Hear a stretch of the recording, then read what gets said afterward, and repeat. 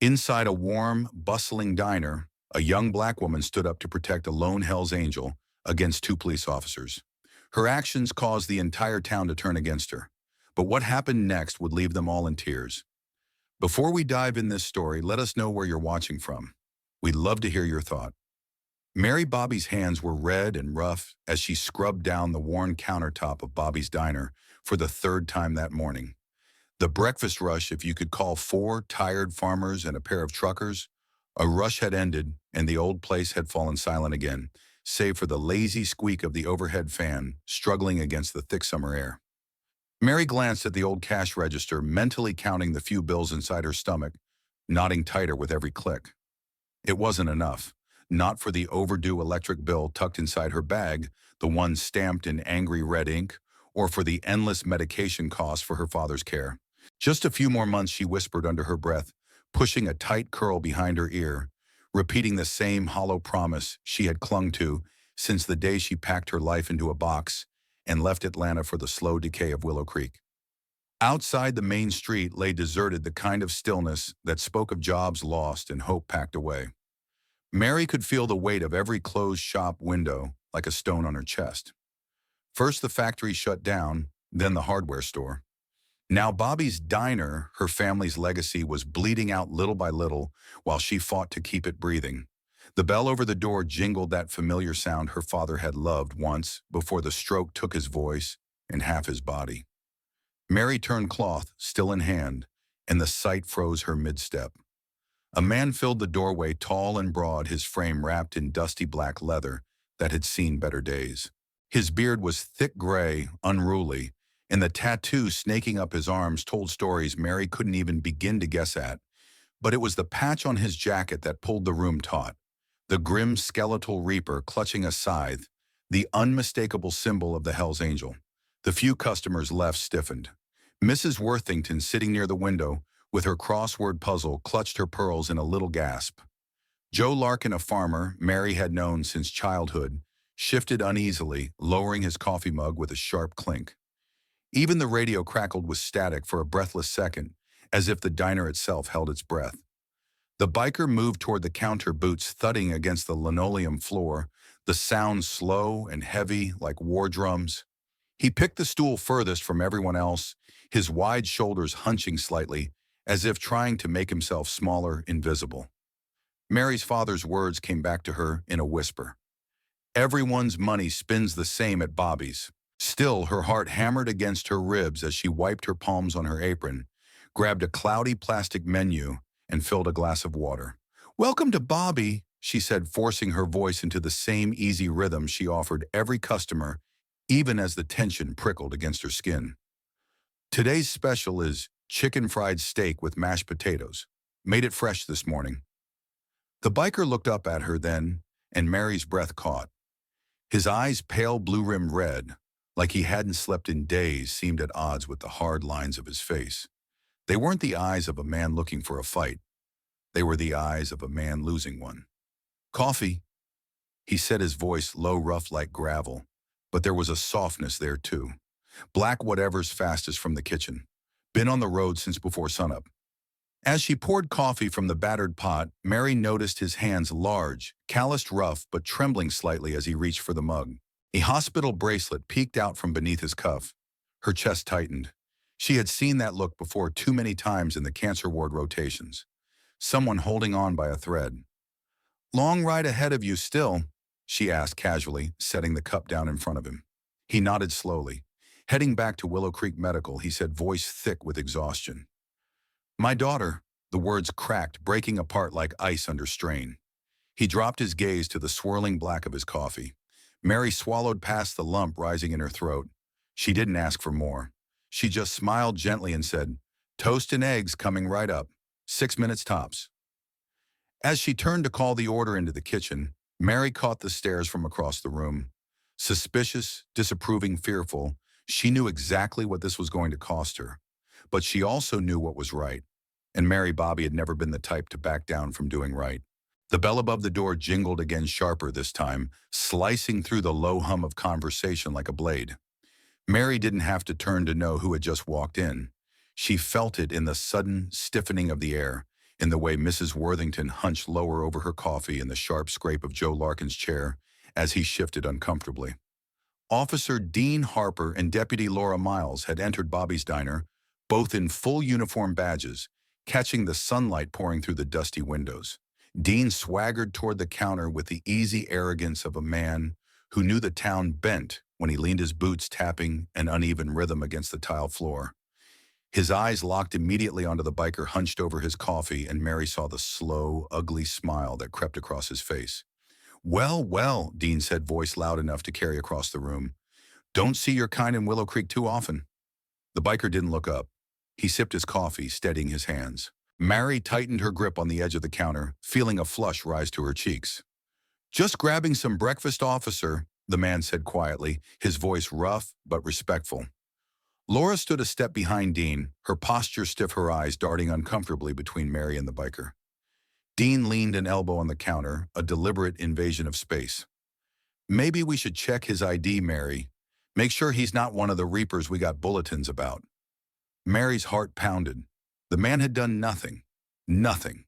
But Dean was already circling like a vulture. The biker's hand moved slowly, carefully reaching into his jacket pocket, but Dean's hand dropped instinctively to the holster on his hip. Mary stepped forward, her voice sharper than she intended. "He's a paying customer, Dean, same as anyone else who walks through that door." Dean turned his head, his smirk widening. "Same. That's rich." He gestured at the patch on the biker's jacket, the Grim Reaper with its wicked sight. "You know what that means? Mary drugs, guns trouble." The biker finally looked up, his pale eyes locking onto Dean's, calm but unyielding. "You don't know anything about me," he said, voice low. Dean barked a humorless laugh. "I know enough, and I know better than to trust a man wearing that death patch." Mary's hands were trembling now, but she stood her ground. She could feel every eye in the diner on her, some silently pleading with her not to make a scene, others waiting to see which way she would break. She thought of her father's words again, the lesson he drilled into her from childhood. Judge by actions, not appearances. Always. You don't have the right to harass someone just because you don't like how they look. Mary said, her voice steady despite the knot of fear tightening in her chest. Dean straightened, his expression hardening. "You're making a mistake, Mary," he said, his voice low and warning. "This town doesn't take kindly to people siding with trouble." The biker pushed his plate away, reaching for his wallet, but Mary placed a hand on the counter between them. "Your money's no good here today," she said firmly. "Breakfast is on me." The biker blinked in surprise, a flash of something unreadable crossing his face, something dangerously close to gratitude. Dean snorted in disgust, tossing a few crumpled bills onto the counter. "Let's go, Laura," he barked, turning on his heel. Laura hesitated a beat longer, her gaze lingering on Mary with something almost like apology before following Dean out the door. The bell gave a sour jangle as it swung shut behind them. The diner fell into an uneasy silence. Mary busied herself cleaning the counter, ignoring the whispered conversations that sprang up like weeds behind her. The biker finished his coffee and a few quick gulps, leaving a $20 bill tucked under his cup, despite Mary's protests. He stood adjusting his jacket. "Name's Hank Morrison," he said simply. Mary gave him a small, genuine smile. "Mary Bobby, safe travels, Mr. Morrison." Hank nodded, once a deep, solemn gesture, then turned and walked out into the blazing afternoon sun. Mary watched him go, a tight ache blooming in her chest. She had no illusions about how this would play out. Small towns had long memories for things they didn't like, and short tempers for those who crossed unspoken lines. And she had just drawn a big, bold line in the sand. The afternoon wore on slower than molasses, the few customers who trickled in, offering tight smiles or none at all. When Mary finally flipped the open sign to close that evening, she sat heavily in one of the booths and dropped her face into her hands. She hadn't wanted a fight. She didn't need another enemy. But when she closed her eyes, all she could see was the way Hank's hand trembled around that coffee mug. The glint of the hospital bracelet flashing like a silent cry for help. She remembered the countless times in the hospital back in Atlanta when strangers had shown her small kindnesses at her lowest moments. And she knew she couldn't have done anything differently, even if it cost her everything. As Mary locked up for the night, she noticed something taped to the glass door. A crude piece of cardboard with angry red letters scrolled across it. No biker lovers, no troublemakers. Her stomach dropped. She ripped it down, crumpling it in her fist, but the message burned itself into her memory all the same. Trouble had found its way to Bobby's diner, and Mary knew this was only the beginning. But deep down, even through the fear and the doubt, she felt a stubborn ember of something stronger begin to glow. She hadn't backed down today, and she wouldn't back down tomorrow either. That night, long after the last light in the diner flickered out, Mary made her way through the quiet halls of Willow Creek Medical. The fluorescent lights above buzzed faintly, casting a pale wash over the linoleum floors, and the scent of antiseptic clung to the air like memory. She paused at room 218, her fingers brushing the edge of the door frame before gently pushing it open. The room was dim, save for the soft glow of the monitor beside the bed and the steady beep that marked each breath her father still managed to draw. Evelyn Bobby lay motionless, eyes closed, her once powerful frame now fragile beneath the hospital blanket. Mary moved to the bedside, pulled a chair close, and sat slowly reaching for her father's hand. It felt warm but distant, like holding on to something already half-faded. "Hey, Dad," she whispered, voice cracking as it caught in her throat. "It's me." Her thumb gently stroked the back of her father's hand, a gesture she remembered Evelyn doing for her when she was sick as a child. "Rough day at the diner. I might have picked a fight with the sheriff," she added with a small, tired laugh. "Not on purpose, I swear, but you raised me to speak up when something's wrong. And today there was this man, big guy biker, looked like trouble to everyone else." Mary paused, swallowing hard. But he wasn't. He was just a dad. His daughter's in bad shape at this very hospital. Stage 4 cancer. And the way those cops treated him, Dad, like he wasn't even human. The monitors clicked softly, indifferent to her words, but Mary pressed on her voice, steadier now. "I don't know if I did the right thing. Business is already bad, and now folks are whispering, calling me things. Someone even left a sign on the door, like I betrayed this town just by showing kindness." Her eyes burned, and she blinked quickly, refusing to let the tears fall. "But I remembered what you always said. You treat people by how they act, not how they dress. And that man, he didn't need judgment today. He needed grace." She leaned forward, lowering her voice as if sharing a sacred truth. "I think I scared a few people, Dad. Maybe even myself, but I didn't back down. And I think you'd be proud of that." She sat in silence for a long while, listening to the steady rhythm of her father's breathing and the soft hum of machines. Then, as if on instinct, she leaned down and kissed the back of Evelyn's hand. "Sleep well, Dad. I've got the diner, and I've got your backbone, too." With that, Mary Rose gave one last glance at her father's peaceful face and walked out into the night, carrying the weight of that day and the quiet strength of the woman who had taught her how to carry it. The next morning, Mary arrived at the diner before the sun had even cleared the treine behind Willow Creek. She unlocked the front door, heart-heavy stomach, tight eyes still gritty from a night of restless sleep. The cardboard sign was gone. She had burned it in a trash barrel behind the building, watching it curl and blacken like the shame someone had hoped to pin on her. But the silence in town was louder than any insult. The usual breakfast crowd didn't show. Not Mrs. Worthington, not the truckers, not the two old men who played chess in the back booth every Thursday. By 9:00 a.m., the coffee had gone cold and untouched. By 10, Mary had begun wiping already clean counters just for something to do.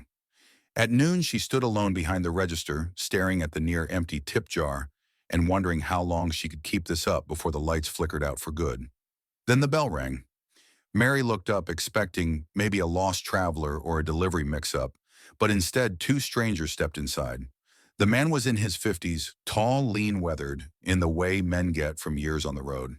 His jeans were faded, and his jacket bore the small silver skull pin of the Grim Reaper's understated but unmistakable. Beside him stood a woman, same age, long gray hair pulled into a braid that hung over her shoulder. She wore a denim vest patched with the same insignia, but her eyes were soft, her smile gentle. "Mary Bobby?" the man asked. Mary nodded, unsure tension creeping back into her spine. "I'm Roy Morrison. This is my wife, Linda Hank's brother." Mary's shoulders eased just slightly and she stepped out from behind the counter. They shook hands, firm, warm, respectful. Hank told us what happened, Linda said. He wanted to come himself, but he's still at the hospital with Jesse. Mary's expression softened. How is she? Roy's face clouded just for a second. Stage 4. They're trying something experimental. It's the last shot. Mary swallowed hard, her chest tightening. I'm so sorry, she said quietly. He said you were kind to him, Linda continued, when no one else would be. Said you stood up to the police for him, that you didn't look at the patch. You looked at the man. Mary gave a small shrug. Didn't seem like he needed a fight. Seemed like he needed a meal. Roy smiled faintly. Sometimes those are the same thing. Mary offered them coffee, and they accepted. She poured it slowly, trying not to let her hands shake. Something about their presence felt significant, like the hush before a summer storm. And when they finished their cups, Roy set his down and said, We wanted to do something to say thank you. Not with money, don't worry. With support. Mary tilted her head, puzzled. Support? Roy just smiled. Give it a few minutes. And then it happened. At first it was just a sound, a low rumble, distant like thunder. Then more louder, closer. Mary stepped to the window and felt her breath hitch. Down both ends of Main Street, the horizon shimmered with chrome, motorcycles, dozens, no hundreds. One by one they roared into view, engines snarling and growling as they filled the street in front of Bobby's diner. They came in waves, men and women, young and old. Every one of them bearing patches, jackets, helmets, and vests, stitched with the insignias of different Grim Reaper's chapters from across the state. Some bore flags, others held small bouquets. All of them came for the same reason.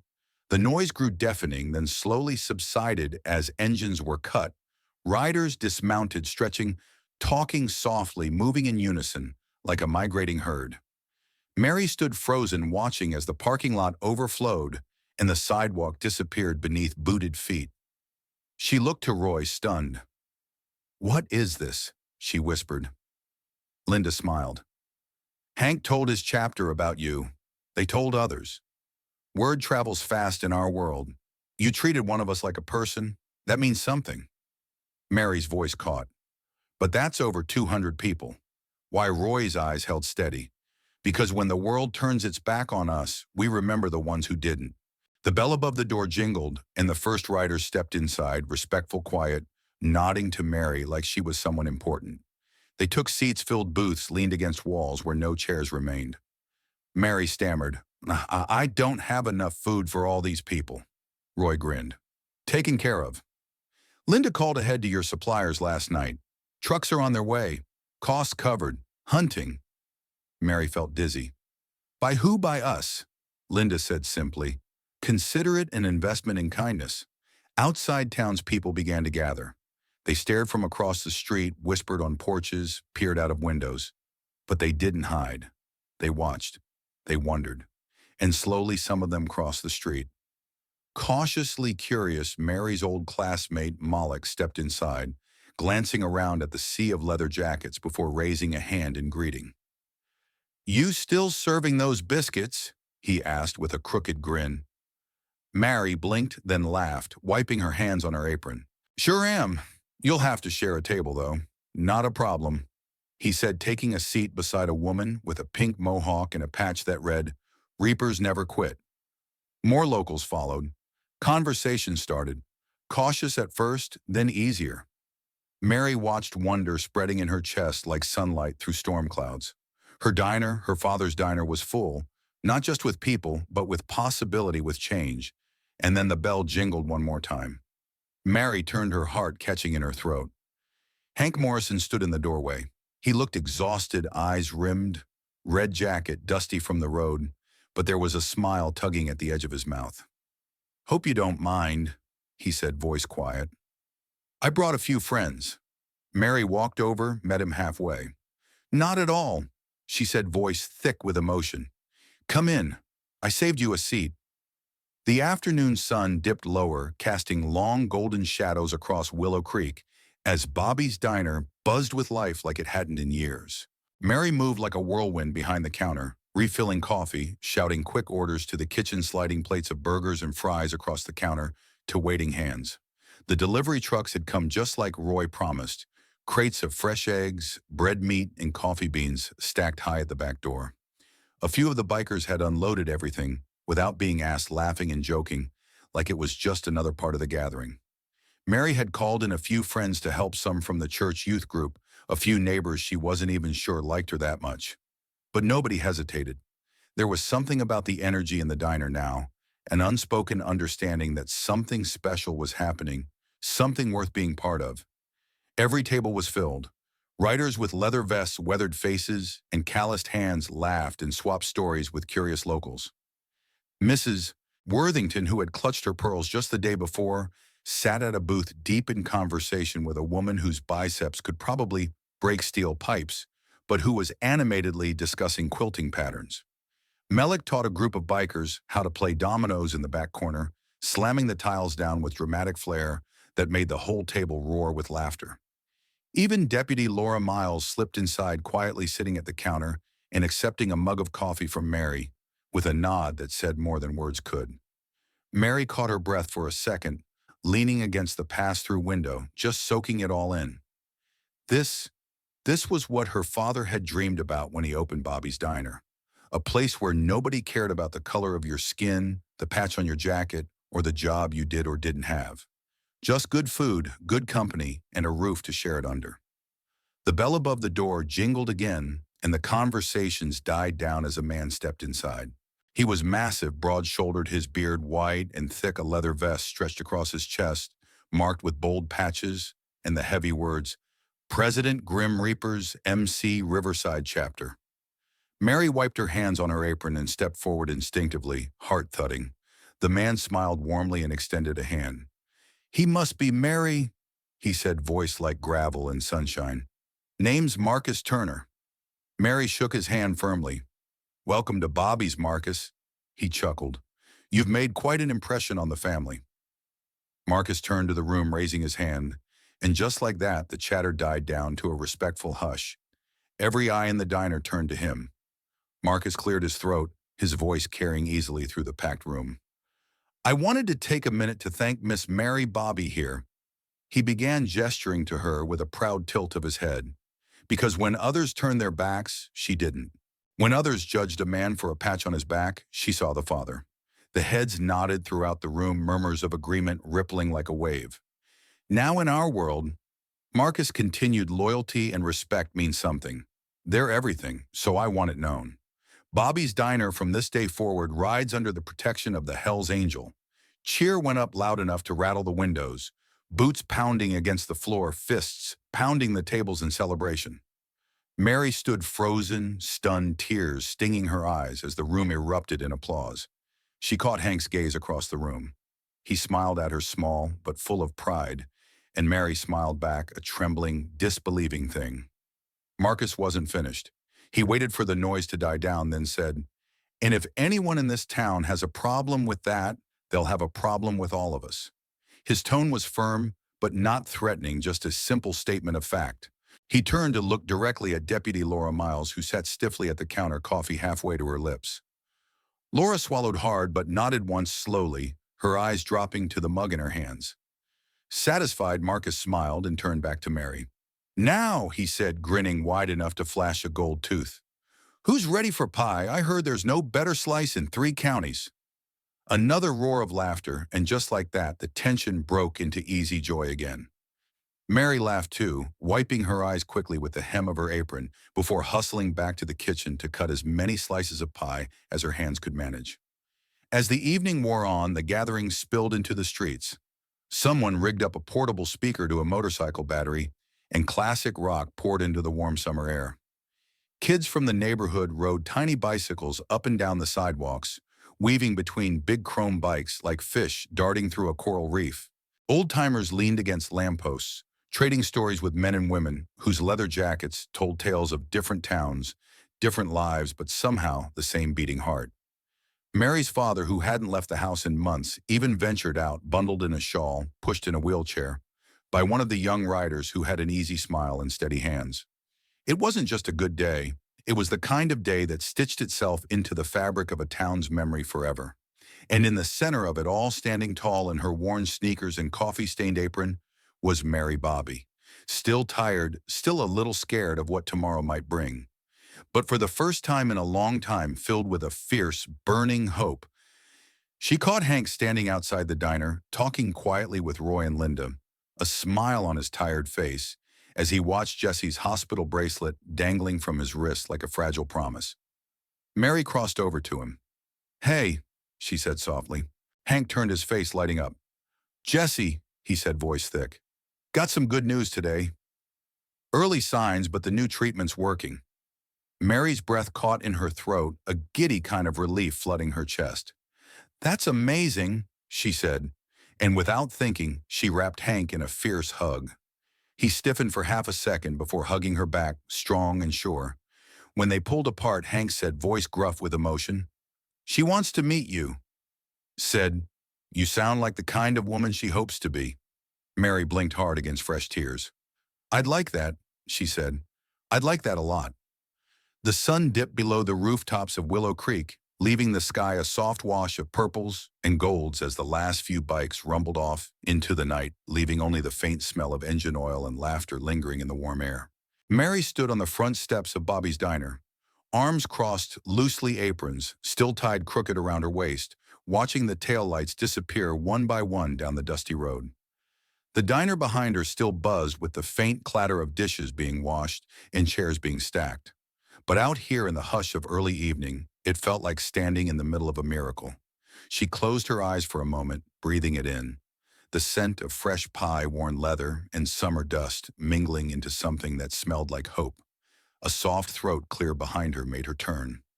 Roy and Linda stood side by side, hands clasped together, wide grins lighting up their tired faces. Between them, Roy held a brown paper package, thick and slightly crumpled at the edges. He stepped forward, holding it out. "From all of us," he said simply. Mary blinked, reaching out, unwrapping the bundle carefully. Inside, folded with surprising care, was a custom leather vest, black supple, stitched across the back, with a patch that made her breath catch. Bobby's Diner embroidered in bold letters encircled by the words, "Friend of the Reapers." Below it, a smaller patch protected. Mary ran her fingers over the stitching throat, tightening, words failing her for a long moment. Roy clapped a gentle hand on her shoulder. "You stood up when it mattered. Most people don't." Linda smiled, eyes bright with unshed tears. "We don't forget kindness, not ever."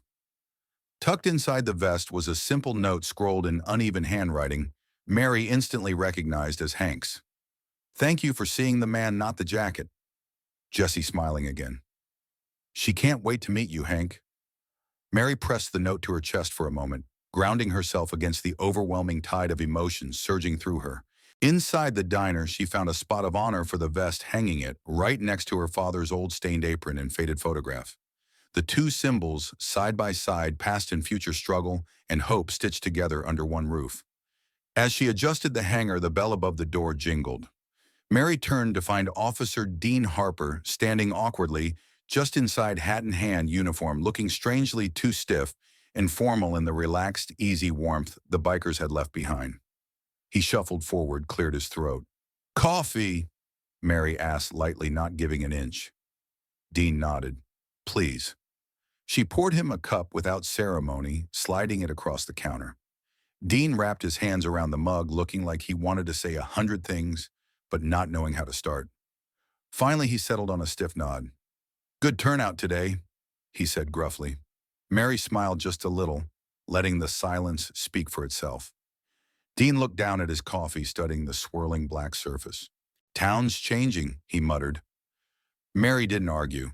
She just tucked a clean towel over her shoulder and went back to wiping down the counter, leaving Dean to sit there, shoulders hunched, sipping his coffee in the slowly fading light.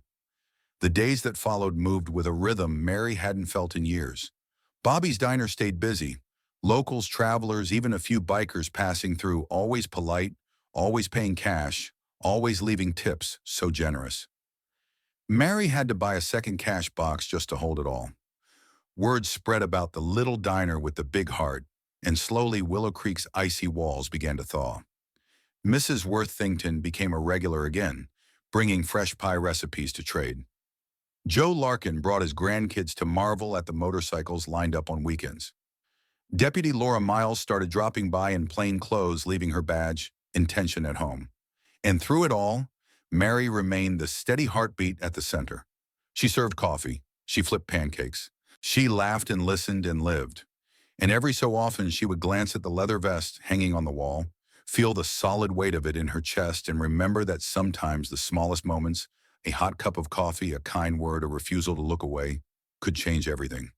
Because at Bobby's Diner, it wasn't about the patches on your back, the color of your skin, or the mistakes you carried like old scars. It was about what you did when someone needed you. It was about showing up, standing up, and offering a seat at the table. No judgment, no fear, just a plate of good food, a warm smile, and a place to be seen. And maybe that was enough to change a town.